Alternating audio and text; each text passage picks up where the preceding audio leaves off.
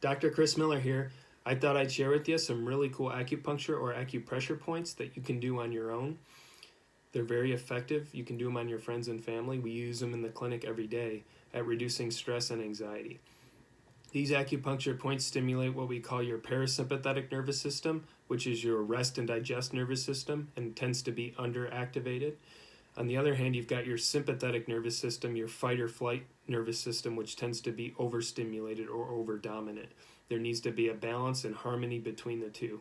Just think of the Eastern medicine or acupuncture theory of the yin-yang. The yin-yang represents balance and harmony between night and day, black and white, left and right, etc. Your body or your nervous system specifically works the same way. There needs to be a balance between your sympathetics and your parasympathetics. These points are going to stimulate your parasympathetics.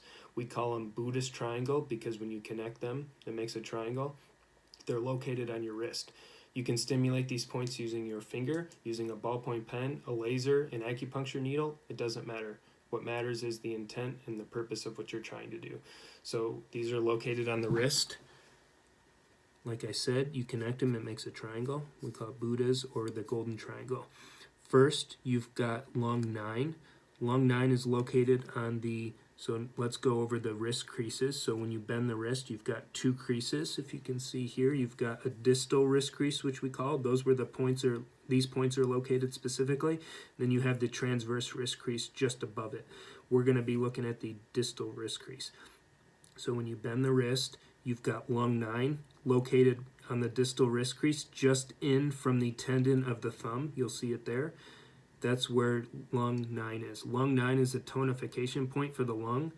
It doesn't matter. What matters is it's for breathing problems. So anything to do with breathing, asthma, it's a really powerful point for asthma, and it just helps calm and relax your breathing. It's also an important point when dealing in the grieving process.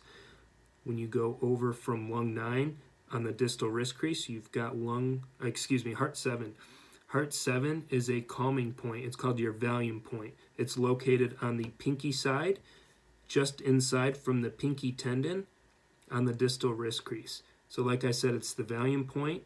It helps with emotions and anxiety and helps reduce stress and sadness. Up from there, 3 fingers or 1.5 soon, that doesn't matter. So if you go 3 fingers up, you've got Pericardium 6.